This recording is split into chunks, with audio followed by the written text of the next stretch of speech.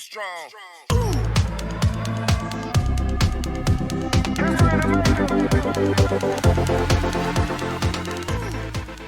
Hoje recebendo aqui Alder Brasil. Opa, João. Boa noite. Boa noite, obrigado pela oportunidade, é um prazer estar aqui com você e vamos fazer valer a pena, né? Vamos fazer valer a pena.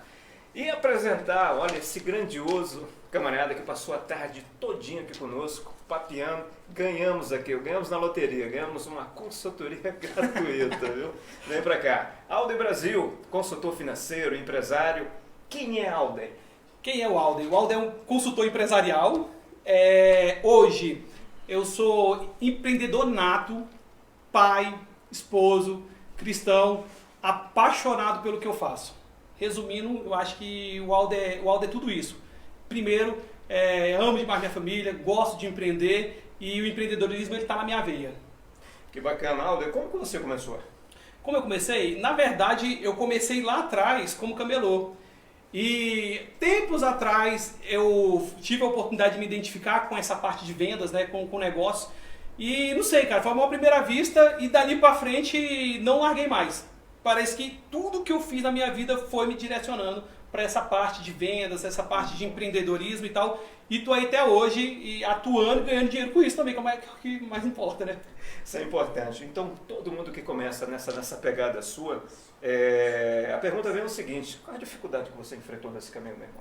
Bom, eu acho que a dificuldade que eu enfrentei, eu posso dizer que realmente lá atrás foi questão de conhecimento. Eu acho que é a maior dificuldade e me ajudou muito em saber que realmente eu tinha essa dificuldade, porque ali foi onde eu comecei a me preparar e me capacitar para o mercado, né? Então eu vi várias limitações que eu tinha como profissional, falta de conhecimento em muitas situações, que me obrigou a sair um pouco da minha zona de conforto e buscar essa especialização. E graças a isso hoje eu me tornei um profissional, não vou dizer bom ainda, né? Que eu ainda tenho muito que aprender, mas hoje eu sou um profissional bem qualificado e procurado no mercado. E uma pergunta aqui bem direta para você: lugares onde você trabalhou, abrindo aqui parênteses, e qual o que você mais aprendeu? E qual o mais desafiador e lições que dá para toda essa experiência, para todo o público que está nos assistindo? Bacana. João, aquilo que eu falei lá atrás, eu comecei como feirante, né? Que foi a minha grande escola. Depois de feirante eu trabalhei em supermercado, fui supervisor de supermercado, fui gerente de banco, gerente de relacionamento de um banco, fui gerente de um home center, gerente de vendas, né? Fui também gerente geral de uma outra operação. Nessa operação aí a gente chegou a ter um faturamento acima de 4 milhões.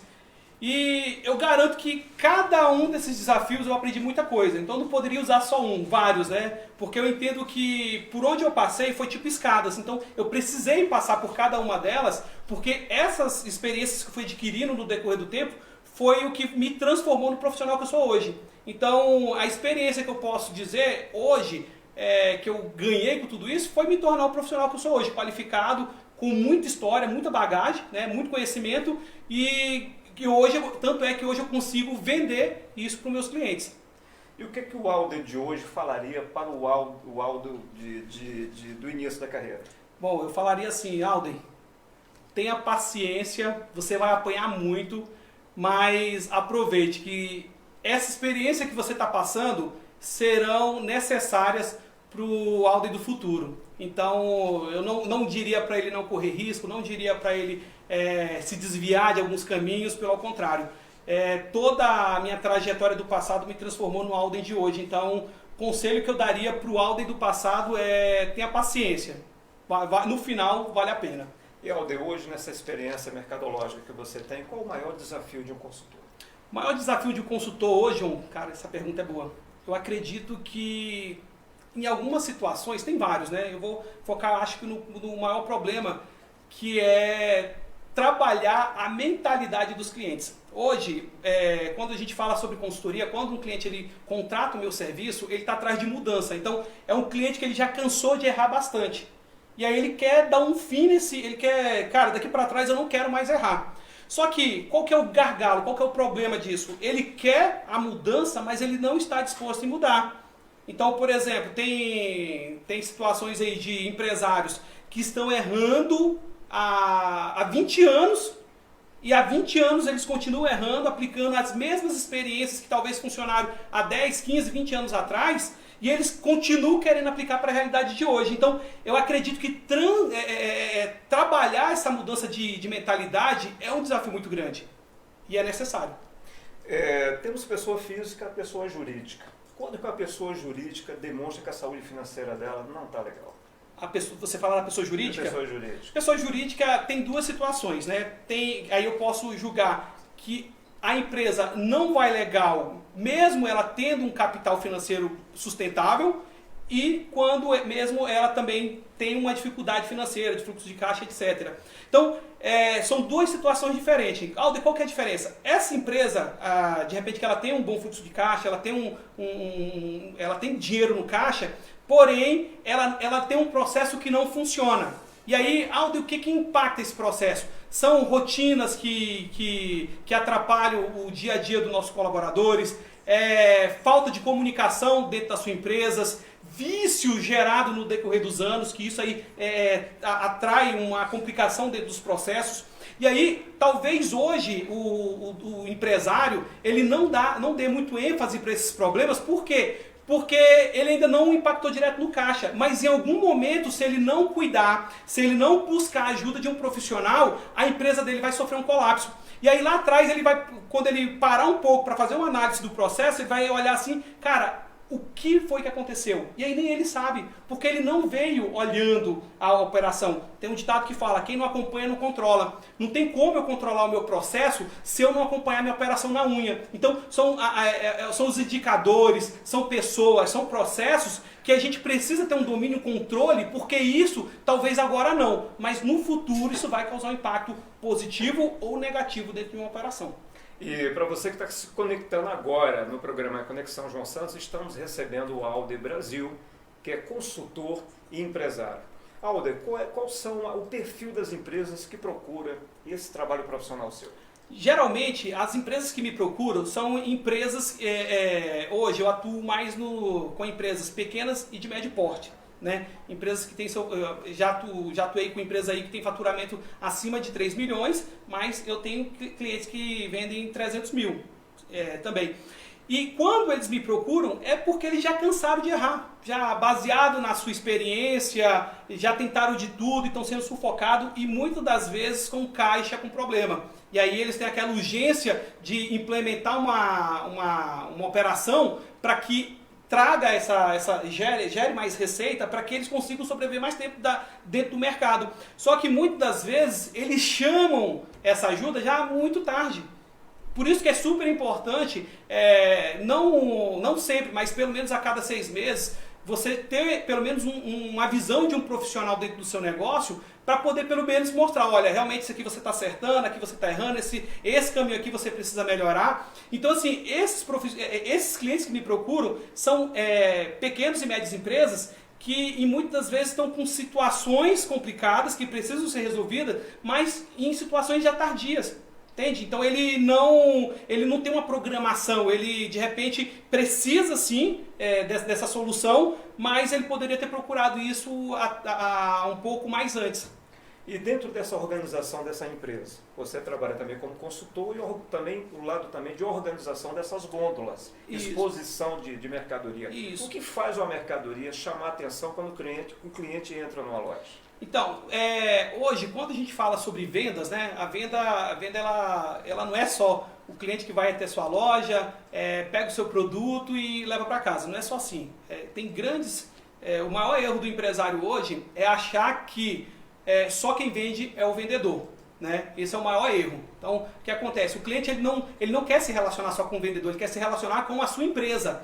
E aí, quem é a sua empresa? A sua empresa é o vendedor, a sua empresa é o caixa, a sua empresa é o cara da expedição, é o cara que faz a exposição. Então, todas essas pessoas, elas geram um bom atendimento, um atendimento 100%. Então, muitas vezes, quando o cliente ele vai até uma empresa, uma loja, faz uma compra do produto, sai super satisfeito com o atendimento do cliente. Se você for fazer um pós-venda, ligando para esse cliente depois, e aí, como foi sua experiência em nossa loja? Aí ele vai falar bem assim para você.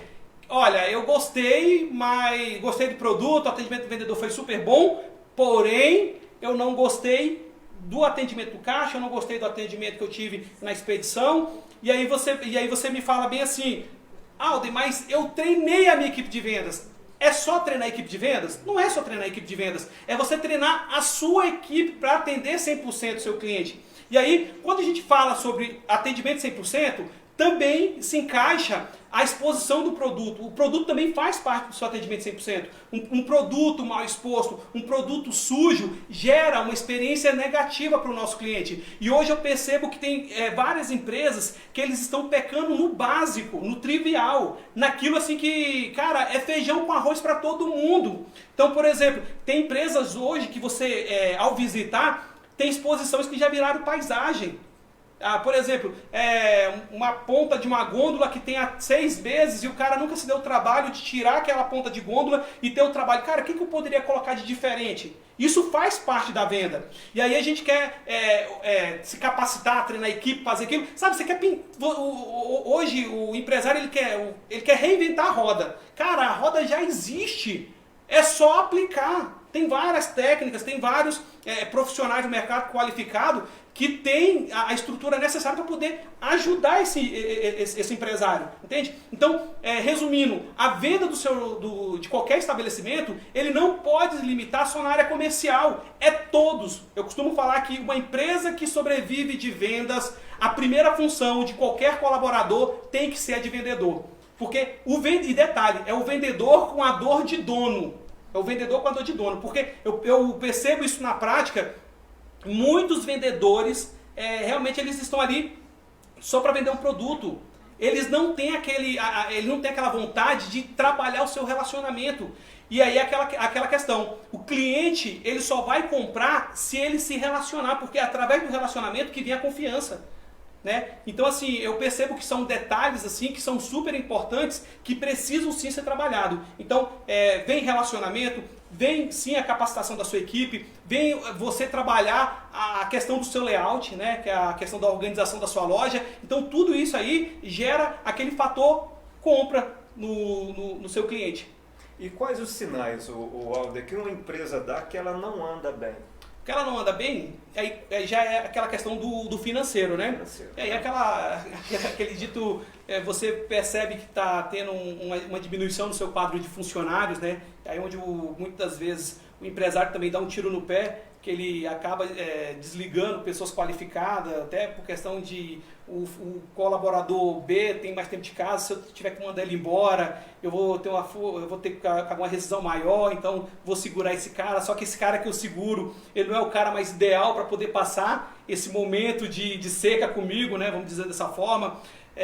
Falta de produtos na sua loja, então de repente o cara está ali sobrevivendo só com o básico do básico, não tem aqueles produtos que são o que atrai o cliente para dentro da operação, tem um preço mais ele começa a comprar muito desses, já não compra mais de indústria, já começa a comprar de atacadista, pagando um valor mais caro, né? Enfim, tem N situações, mas eu acredito que o maior atraso de folha de pagamento de colaboradores, atraso de representantes dos fornecedores, que são seus credores, você vê uma das coisas que, para mim, eu acho que poderia ser mais bem trabalhado.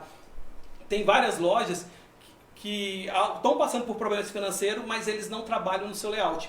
Por exemplo, sua fachada da loja, fachada apagada, onde o cliente passa lá, ele se esforça para poder tentar enxergar. Vários clientes não estão passando por situações de problema financeiro, mas não vê isso como investimento, né? E também não investe. Mas a questão do cuidado da loja também transmite um problema financeiro para sua loja. Olha que legal, e para distrair a gente um pouquinho, quando ele chegou aqui para poder fazer essa palestra toda, ele falou que estava com frio na barriga. Além de você estar na TV, qual outro frio na barriga? Ocasiona frio na barriga em você, Alden? Eu acho que quando... Na verdade, eu vejo agora, não vou mentir para você, dá um nervoso, né? Você se colocar à disposição assim para várias pessoas, né? Realmente dá um frio na barriga.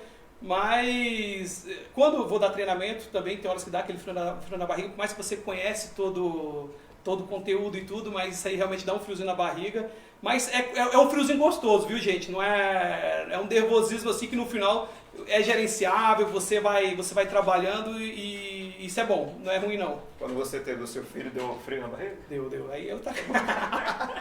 Deu bastante. Olha, tem uma pergunta aí para você de Planaltina. Você também faz consultoria para MEI? Faço. Ou só para grandes empresas? Na verdade, Rogério, boa pergunta, viu? Obrigado aí pela tua participação. Então, eu faço consultoria para qualquer segmento, tá? Sendo MEI, até de MEI a SA, tá? Então eu faço sim consultoria para MEIs.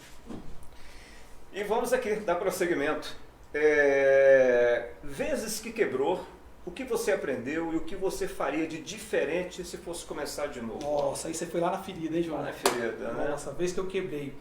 Bom, pessoal, aquilo que eu falei lá no começo, eu sou empreendedor nato, né? O empreendedorismo, ele corre na minha veia. Meus familiares, os meus amigos mais próximos, sabem o quanto que eu respeito e valorizo o empreendedor. E, assim, quando eu quebrei, eu criei uma marca chamada Das Candangas, né? Patenteei, era uma marca registrada minha. E se eu não me engano, entre 18 a 22 de março de 2020, quando entrou o lockdown, eu estava abrindo uma loja, eu tinha meus pontos de vendas, né? Estava abrindo uma loja no JK Shopping. Então tinha muita expectativa, tinha muitos sonhos, enfim, era um projeto que eu estava investindo tudo, literalmente. Só que fui pego por alguns problemas, né? E um deles era o Covid, e aí eu acabei realmente tendo que encerrar essa minha operação. A maior lição que eu aprendi, eu acredito que foi a capacidade de me reinventar. Eu poderia muito bem parar naquele momento, ficar chorando por estar fechando um sonho, uma empresa, porque foi um planejamento de 10 anos em cima, eu sonhei muito por essa empresa.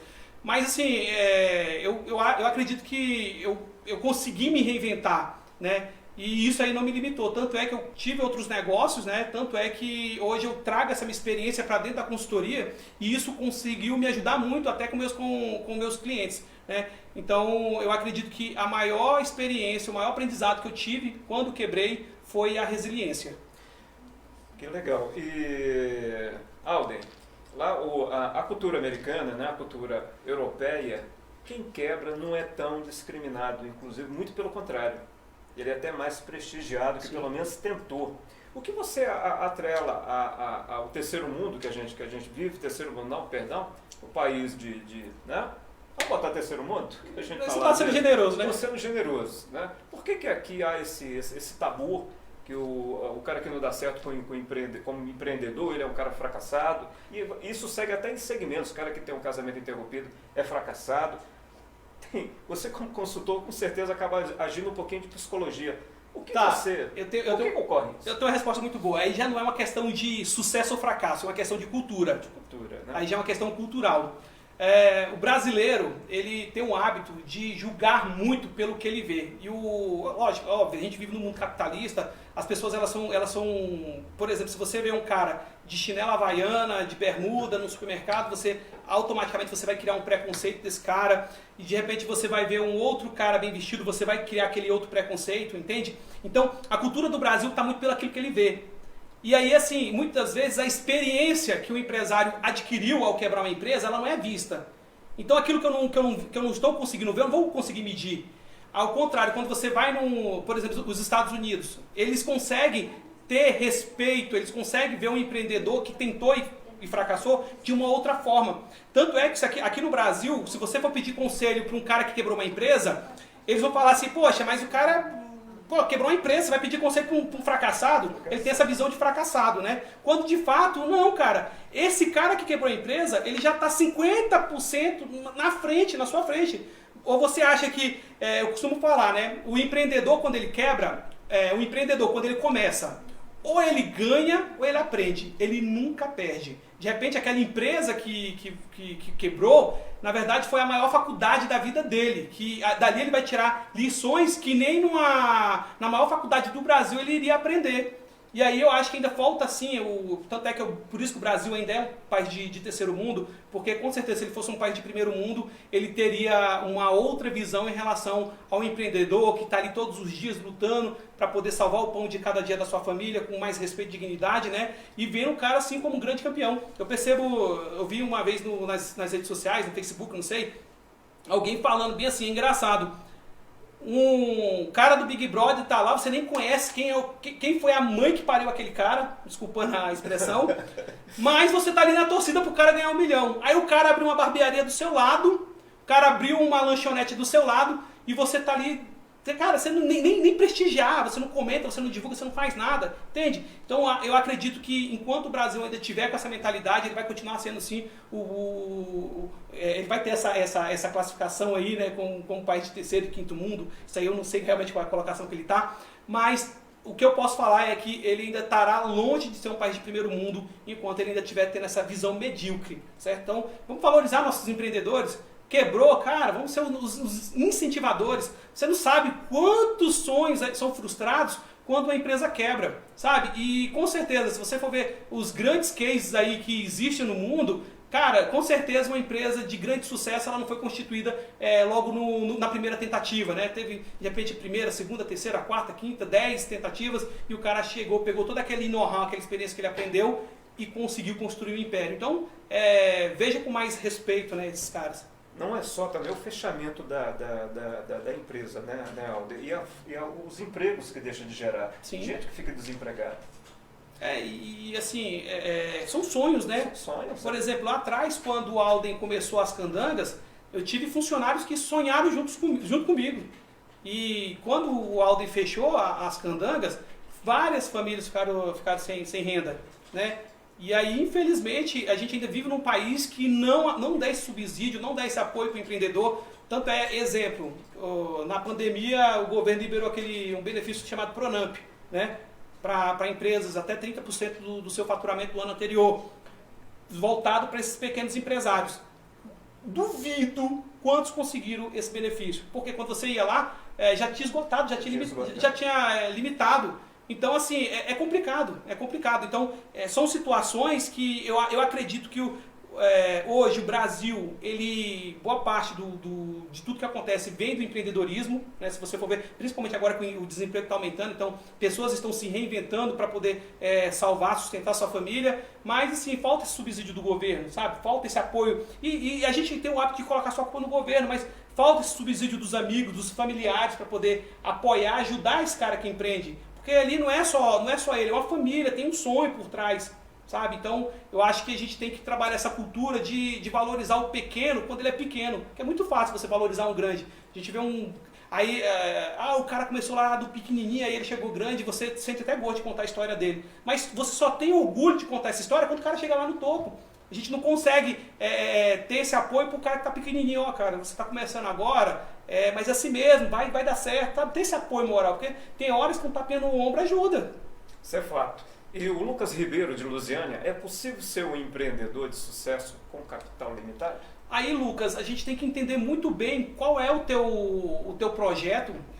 Eu acredito que para o empreendedor não existe limite quando você quer empreender, certo? Só que eu acredito que atrás da sua vontade de querer empreender, você tem que ter um bom planejamento, um bom projeto, né? E aí sim, de repente o que vai atrapalhar você ter um capital mais limitado, de repente é você retardar um pouco o teu processo de crescimento, né? Então, por exemplo, de repente seria, se eu entro com capital X, eu vou fazer isso em 1 ano. De repente, se eu entro com capital a metade desse capital X, eu vou levar 2 anos, entende? Mas é possível sim empreender com capital limitado, certo? Mas assim, é interessante você ter um bom planejamento, fazer um canvas do seu negócio, fazer uma análise de SWOT para você poder compreender muito bem qual é a viabilidade desse seu negócio. E se eu tenho um capital limitado, de repente eu ter também uma segunda fonte de renda para eu não precisar canibalizar esse negócio. Porque geralmente um negócio, quando ele nasce, ele por um período aí ele não vai te dar lucro, né? Então você vai sobreviver de quê e como, né? Então você tem que saber de onde você vai tirar essa fonte de onde você irá sobreviver por um período X.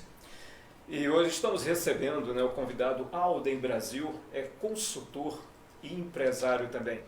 Alden Brasil, acabamos com o intervalo com a pergunta e vamos voltar com ela. O que todo vendedor precisa para começar? Tá, beleza. Eu usei isso uma vez numa apresentação para um cliente meu, né?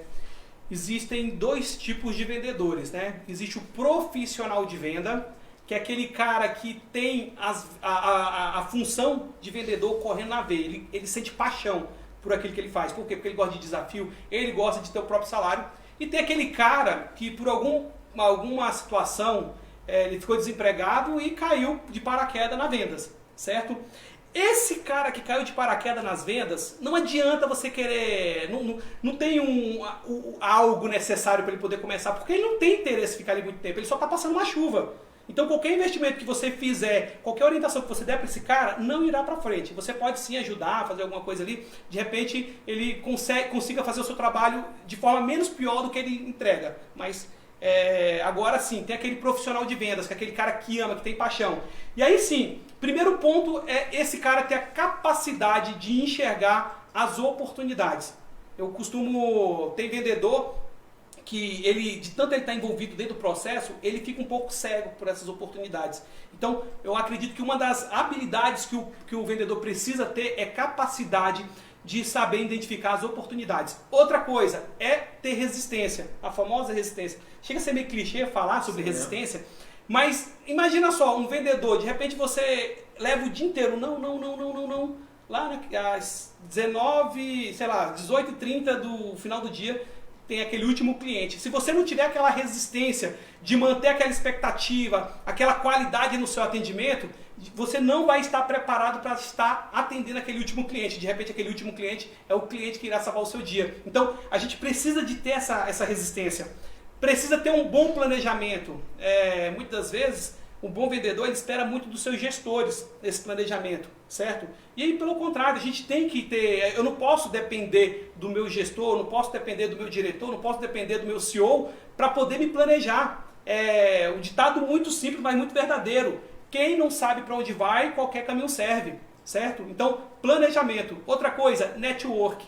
Network. Eu costumo falar que lá atrás, quando eu quebrei, se eu não tivesse um bom network, talvez eu não estaria onde eu estou hoje. Então, um dos fatores que me ajudou bastante foi o meu network. Então, é aquela questão, quantas e quantas vezes você, dentro do seu ponto de venda, do seu PDV, em algumas situações, um vendedor que tem uma boa lista de transmissão, tem um bom network, ele começa a divulgar e bum, sai uma venda, 2 vendas, 3 vendas, várias vendas, né?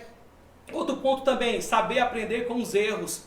Tem vendedor que é assim, eu aprendi assim, eu vou viver assim, vou morrer assim. Gabriela, né? Tem aquela síndrome da Gabriela.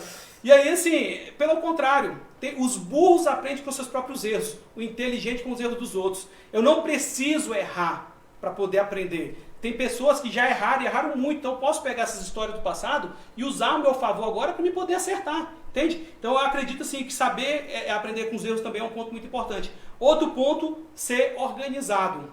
Isso eu acho que é um ponto inegociável, sabe? E aí quando a gente fala de organização, eu queria também trazer a debate aqui também, a questão até da forma como a pessoa se apresenta.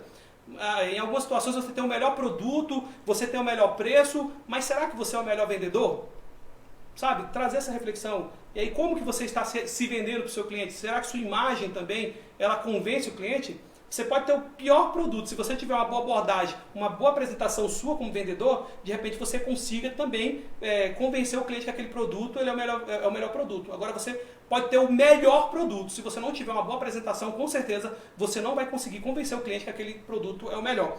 Por final, ser bem comunicativo, né? Um bom vendedor, ele gosta de se relacionar, ele gosta de conversar. Então você pode ver que um perfil de um bom vendedor, ele é muito extrovertido, ele é brincalhão, ele é alegre. Então isso aí é uma característica e é necessário, principalmente para um vendedor que quer começar. Então a comunicação e com certeza existe essa necessidade de ser um cara bem comunicativo. E tem uma pergunta aqui do João Vitor. Obrigado, João Vitor, pelo prestígio da sua audiência. O que você indica para um gestor de vendas que está começando agora? Boa. Enfim, hoje eu acredito que o conhecimento ele é a base de tudo, né? Existe o mercado antes, durante e depois da crise. Então nós estamos passando por um mercado bem dinâmico, né? Então as coisas estão acontecendo de forma muito rápida. E óbvio que aquilo que eu aprendi no ano passado, talvez hoje funcione, mas não com o impacto necessário para o cenário de hoje. E eu acredito sim que tem vários cursos de forma gratuita, tem próprios vídeos no YouTube que ajudam bastante. Então eu preciso que você compreenda, tá? Eu sou gestor de quê? Eu sou gestor de quê? Eu sou gestor de vendas, sou gestor de expedição, sou gestor de qual setor da empresa eu sou gestor? E baseado nesse setor, você busca, cara, quem são as maiores referências? Você como gestor, você tem uma referência do mercado que você consiga entender qual é o comportamento que esse cara tem e tenta replicar ele também, muitas vezes funciona, certo? É aquilo que eu falei lá atrás, várias pessoas já erraram, a gente pode se aprender com os erros dessas pessoas, assim como eles erraram, várias pessoas também estão acertando, a gente pode aprender com esses acertos. Então, vamos buscar as referências que nós temos no mercado e usar isso também ao nosso favor. Muito boa, né? Muito obrigado, viu? E o feijão com arroz, é o que vende mesmo, Alder? Eu costumo falar que tem gente que não está sabendo fazer nem o feijão com arroz, né? E aí, imagina só, aquela questão. Gente, eu acho muito, meu momento aqui de sinceridade, vou agir de muita honestidade.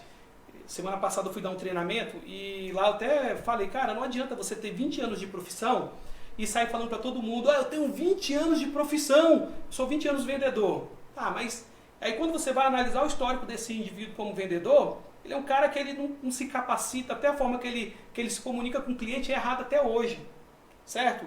E aí eu entendo assim, beleza, eu tenho 20 anos de profissão, mas eu tenho 20 anos pelo menos fazendo o melhor feijão com arroz, o basicão com excelência, aí sim, certo? Agora não adianta você ter 20, 15, 10 anos de profissão e você não ter a capacidade de saber fazer o feijão com arroz.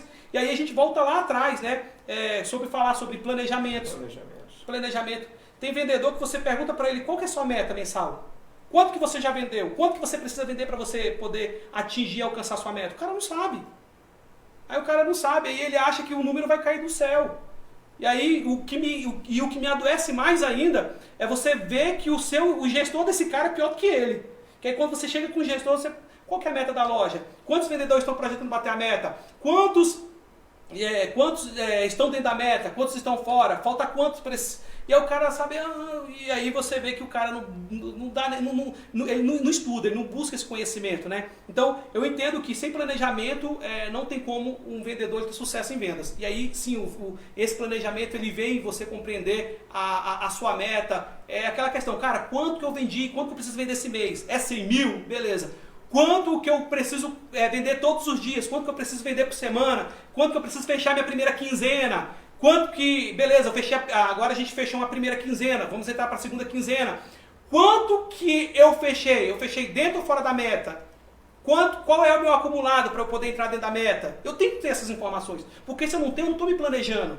E aí eu volto lá atrás, você é um pouco meio taxativo aqui. Quem não sabe para onde vai, qualquer caminho serve. Aí chega no final do mês, cara, aí quer colocar a culpa na crise, quer colocar a culpa na empresa, na concorrência. Até Jesus está errado, mas menos ele. Aí ele não sabe reconhecer. Realmente eu preciso me planejar mais, eu preciso entender mais sobre meus indicadores. Às vezes a gente acha que a gestão de indicadores só quem faz é o gestor. Não, pelo contrário. Eu posso ser um vendedor ou não ter um cargo de gestão, mas saber fazer essa gestão. Porque eu garanto para você que um bom vendedor, um dia ele vai ser um grande líder.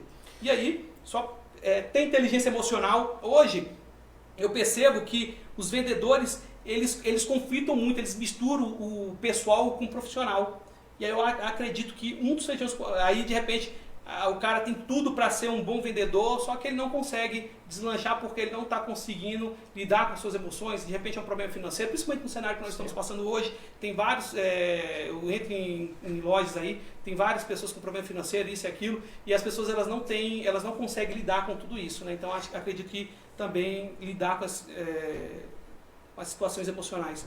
E Alder, a venda é uma ciência ou falta de treinamento ou planejamento? Eu acredito, eu não vou dizer que a venda é uma ciência, que eu acho que eu vou ficar muito igual ao mercado. Mas eu acredito que é a capacitação. Porque você pode ver, um dono de loja, ele não tem nenhum problema de investir em estrutura, comprar equipamento para a sua empresa. E tudo isso, quando a gente fala assim, a loja precisa trocar o ar-condicionado, ele vai lá, não quer nem saber, muitas vezes faz a sua cotação, que é de praxe, mas ele não tem nenhum problema em investir no ar-condicionado, investir numa gôndola, num layout bonito, porque ele vê isso aí como investimento. Só que o grande problema é porque quando vai para a questão do fator treinamento, a nossa cultura ainda vê isso como um gasto. Por inúmeras vezes, clientes me ligam, quanto que é um treinamento tal? E acho que é assim, é uma receita de bolo. Né? E não funciona dessa forma. Por quê? Porque eles ainda veem o treinamento como um custo, não veem como investimento. E aí, óbvio que muitas vezes você tem um atendimento robotizado, totalmente desproporcional para aquele nicho que você atende, entende? E aí, ou seja, no treinamento você consegue sim, de repente, trazer novas técnicas, trazer novas abordagens, novos modelos de bons atendimentos e tal, mas o empresário tem que ver isso como um bom investimento, certo? Mas, com certeza, hoje a venda ela poderia ser melhor se a sua equipe fosse mais bem treinada. E aí a gente volta lá atrás, né? Não adianta treinar só o vendedor. Quando a gente fala sobre atendimento, sobre venda, não é só o vendedor que vende, é toda a operação, toda a estrutura. Estúdios da Foco TV Valparaíso de Goiás, recebendo Alder Brasil, consultor e empresário. Alder, qual o time do cliente? Time do cliente, eu costumo falar nos meus treinamentos que antigamente, né, tinha aquele ditado que falava bem assim, ó, atenda o seu cliente da mesma forma que você gostaria de ser atendido, né? Esse é o pior erro que existe. Quem falou isso para você falou mentira. Atenda o cliente da forma que ele quer ser atendido, que ele gostaria de ser atendido, né?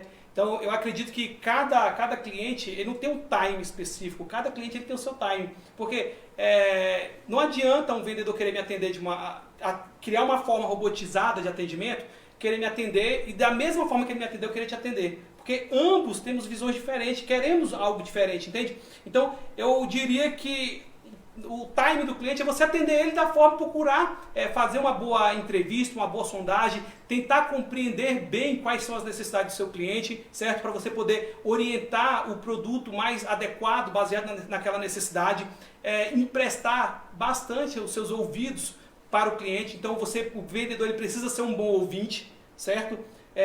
Em algumas situações, tem vendedor que ele se preocupa muito em falar sobre características e benefícios do produto, e ele é convincente até para falar muitas vezes sobre as características e a qualidade do produto. Só que pelo fato dele não ter parado um pouco para ouvir a necessidade do cliente, o cliente ele acaba falando assim, não, tudo bem, eu gostei do seu produto ele super me atende, mas eu preciso dar mais uma voltinha por questão de desencargo de consciência. Então, essa voltinha que o cliente ele acaba querendo dar, essa escapada, é justamente por isso, porque o cliente ele queria falar mais sobre a sua necessidade e, assim, por mais que você tenha um produto ideal, por ele não ter conseguido se expressar o suficiente, realmente você acabou perdendo uma oportunidade de venda. Então eu acredito que o time seria você justamente atender o cliente da forma que ele quer ser atendido e você saber compreender a necessidade do cliente, e isso você só descobre ouvindo. E como é ser um vendedor e não conhecer o produto que está vendendo? Aí é complicado, né? Né? É complicado. E tem várias situações que... como que... Vamos usar um exemplo aqui. Digamos que você vai numa farmácia e você tem uma receita lá, uma receita médica, e o farmacêutico, certo? Ele te indica um produto, um remédio. Um dos fatores primordiais para você comprar aquele remédio é que ele vai falar, olha, esse remédio ele é bom para isso, isso, isso, isso. Porque aquele farmacêutico ele tem aquela bula gravada na sua cabeça. Por que ele tem? Porque o remédio, quando ele chega, ele é obrigado, o processo obriga ele a estudar sobre aquela situação. Qual que é a diferença hoje? O varejo ele está educando muitos vendedores ruins. O varejo está educando. Então, se a gente for analisar hoje, é um vendedor ruim ensinando outro ruim. Então, nós vamos ter... Quem aprendeu com o ruim, com certeza ele vai ser pior do que o ruim. Concorda? Por quê? Preguiça de ler, preguiça de estudar sobre o seu produto, e aí ele só se preocupa em estudar e compreender o produto na hora da venda. Só que na hora da venda já é tarde demais. Aquilo ali você já teria que ter de cós salteado. Entende? Tem uma empresa aí que a gente está trabalhando, que a gente está implantando isso dentro do seu processo, o hábito, a cultura da gente estar treinando a equipe a conhecer os seus produtos. Porque se a gente for deixar por conta de vários, tem vendedores aí que são excelentes. Aí é onde eu falo a diferença do profissional de vendas do cara que só faz a venda, né? Que é o vendedor normal, trivial. O profissional de venda, o cara tá ali todo dia, chegou um produto novo, ele sabe de qual é salteado. ele para um pouco, ele lê as suas especificações, ele estuda o produto, né? E aí é aquela questão, não tem como eu vender aquilo que eu não conheço. Então, por isso que muitas das vezes um vendedor tem sucesso nas vendas e outro não, falta de conhecimento. E aí o maior penalizado, sim, é o vendedor, mas também a empresa por ter essa mão de obra não tão qualificada como ela precisa. E Alden, o Eustáquio de Freitas Barbosa, ele está pedindo você falar um pouco de como o iniciante em vendas entender como identificar o cliente. Identificar o cliente, cara, essa pergunta do Eustáquio eu queria até te parabenizar, é muito boa. Vamos lá, em uma negociação, você tem várias pessoas que cada um tem uma responsabilidade naquele ponto. Primeiro ponto, vai um homem e uma mulher, né? O seu esposo com a sua esposa fazer uma compra de um produto. O vendedor ele precisa ter a capacidade de compreender quem é o pagador, quem é o tomador de decisão. Muitas das vezes, o homem, o esposo, ele é o pagador, ele é o que tem a bala na agulha para pagar. Mas quem tem o fator decisão é a esposa. E esse fator decisão, você só vai conseguir identificar quem tem esse fator decisão através da sua entrevista, da sua sondagem. A minha orientação que eu posso passar para vocês é o seguinte: quando vocês estiverem negociando, não exclua ninguém da negociação, porque muitas das vezes tem pessoas que ficam muito invisível, apagada na negociação, que ela só vai aparecer para dar a cartada final. Vamos comprar, não vamos comprar. E aí, se você não se relacionar, não interagir com todas elas, de repente, quando você identificar quem é o pagador, já é tarde demais e você perdeu o time do cliente, né? Então, assim, o meu conselho para você identificar essa pessoa é sempre interagir com todos os clientes. Óbvio, se eu estou negociando com o vendedor homem, vou negociar com outro homem, vou falar de forma super respeitosa com a sua esposa, mas eu vou tentar trazer ela para dentro da negociação, né? Então, sempre fazendo perguntas para ela. Por exemplo, você está fazendo a demonstração de vamos falar de uma cama. Ela é macia, tem isso, tem esse benefício. Aí ele vai tocar no produto, vai concordar com você, e aí você se direciona para ela. E você, o que você achou? Concorda? Sabe? Sempre com perguntas abertas para ela poder interagir junto à negociação. E quais os motivos que não faz um cliente voltar mais a uma loja? E com certeza um dos fatores, e aí vamos falar de vários fatores que né? De repente não são nem levados em considerações pela própria empresa, né? O primeiro fator é o mau atendimento, a equipe despreparada, certo? Costumo falar que dentro de uma empresa, eu falei isso mais cedo, dentro de uma empresa, o atendimento, só quem vende, o empresário ele acha que só quem vende é o vendedor, né? E aí, de repente, aquele vendedor atendeu com excelência aquele cliente, deu um show de atendimento, só que quando esse cliente foi passar no caixa, né? E aí, quando foi a vez do operador ou da operadora continuar, dar sequência na venda, o cliente foi maltratado, o produto foi jogado de qualquer forma, a forma que o cliente abordou ele, sem dar um bom dia, boa tarde, cabeça baixa, isso gerou um constrangimento para o cliente e com certeza isso aí gerou um fator talvez para o cliente não voltar mais a se relacionar com aquela empresa, certo? E aí, questão de organização, limpeza também, certo? Quantas vezes eu não vi cliente entrando de loja e saindo e falar, não, produto simples ali, eu quero esse produto. De repente ninguém nem sabe aonde está esse produto, sabe? Isso aí prova que é uma empresa desorganizada, desestruturada. Então, se ela não tem organização, não tem preparação, ela ainda não está preparada para poder me atender. O cliente pensa dessa forma, né? E aí, N fatores, mas eu acho que os mais importantes são atendimento, limpeza da loja, exposição, enfim, isso aí são fatores que realmente implicam bastante para o cliente voltar a se relacionar com você. E o que fazer no primeiro contato com o cliente ao entrar na loja? Cara, eu costumo falar que você tem que dar o seu melhor cartão de visita, né? Antes, com o uso da máscara, apesar que a gente ainda está usando muita máscara, você tinha que sorrir com os olhos, né? Uma das dicas que eu dou nos meus treinamentos é quando você for abordar o cliente, você sair do trivial.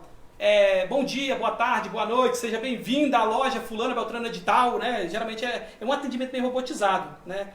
Sim. E aí o cliente, não, só estou olhando. Aí logo de cara o cliente já fala, não, só estou olhando, se eu precisar eu te chamo, né? Ou seja, o cliente já coloca uma barreira, então não gera interação. Mas se o vendedor começar a abordar o cliente dessa seguinte forma, bom dia, boa tarde, boa noite, você já conhece a nossa loja? automaticamente a sua pergunta já força o cliente a te dar uma resposta. Não é a primeira vez. Nossa, que bacana! Seja bem-vinda, então. Com prazer poder receber aqui você.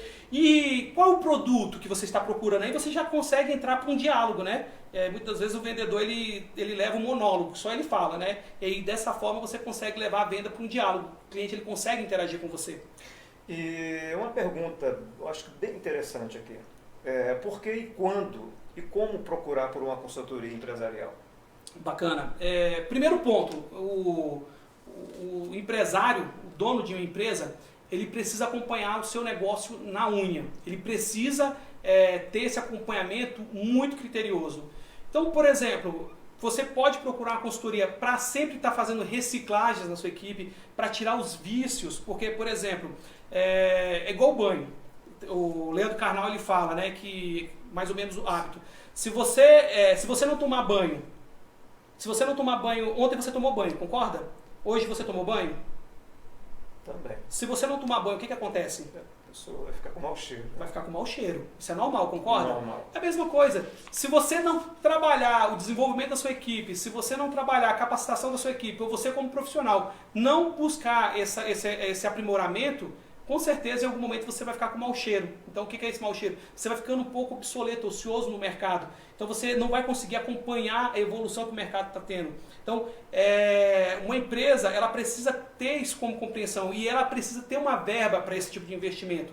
Eu não preciso procurar uma consultoria só quando eu estou no vermelho, só quando eu estou com um problema muito grave, que aí está até um pouco mais caro. Mas eu posso fazer ações de prevenção para ir trabalhando isso para evitar um problema futuro. É aquela questão, se eu vejo que a minha parede ali começou a pingar, eu já vou logo tomar iniciativa, quebrar, trocar, porque com certeza alguma coisa de errado está ali. Só que a gente não pode ser negligente em relação a esses sinais. A empresa, a todo instante, ela está dando sinal de onde ela precisa ser trabalhada, de onde ela precisa ser aprimorada. O que acontece é que boa parte dos empresários, eles são muito negligentes, são muito levianos em relação a essas suas responsabilidades e eles acabam tomando ações tardias, que aí já é tarde demais. Uma coisa que era só para fazer uma emenda de um cano, de repente você vai ter que trocar toda a parede e ainda ter que trocar o assoalho porque você não tomou uma medida, não se antecipou a um problema, né? Então, eu acredito que uma data, um momento certo para você buscar uma consultoria é baseado na leitura que você vai fazendo. Não espera as coisas acontecerem para tomar uma ação de buscar uma ajuda de um profissional, né? Busca essa ajuda de forma antecipada antes que esse problema aconteça. O Alder é um estudioso do assunto, deu ideias e deu aqui dicas super importantes, né, Alder? Sim. E tem muito, né? Se a gente for... Porque essa parte do varejo, do comércio, ele é um pouco mais profundo e cada um tem a sua particularidade, né?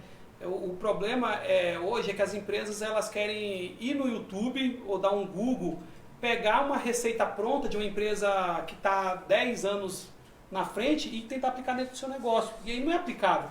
A matemática é exata, entende? Então, por exemplo, o primeiro passo é o empresário, o empreendedor, entender qual é o nível que ele está e tentar entender, cara, empresas do meu nível, quais são os tipos de ações, de estratégias que eles adotam.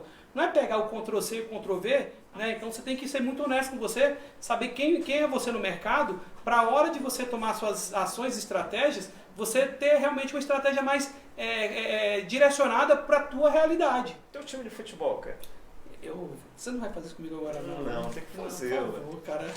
Tá, eu vou falar que eu torço pro Vasco, viu? O Vasco? Eu sou vascaíno, gosto do Vasco. Desde 1995. Você não tá cansado de andar nessa caravela, não? Não, isso já é qualidade de um vendedor, eu nunca desisti. Eu sou vendedor, não desisto nunca, meu amigo. Tenho fé. Você estava falando para mim que quando o barco tá afundando, os primeiros que saem são os ratos. Eu falei isso para você, é verdade. Você não falou? Falei. Então. E aí, você pratica algum esporte? Então, hoje eu tô tendo Estou sendo convencido pela minha esposa, né, fazer uma academia, caminhada. Não recomendo que siga o meu conselho em relação a isso. Eu gosto do ócio. Eu gosto talvez ali, ver um programa, eu gosto de ficar deitado, eu gosto de estudar muito sobre o conteúdo que eu aplico nos meus clientes, eu gosto em algumas situações de em casa deitar e estudar estratégias novas para poder aplicar dentro do meu cliente. Mas eu estou precisando sim, fazer academia e caminhada é um dos meus projetos agora para amanhã. E você falou para mim que um dos seus grandes hobbies é ler, né? Você gosta de você quer acreditar no empreendedor e temos que contar com uma consultoria de um profissional desse. Te agradeço muito pela tua presença. Que agradeço a oportunidade, foi um Jovem. prazer. Obrigado. Muito bom mesmo. Obrigado Você ter pela vindo lá.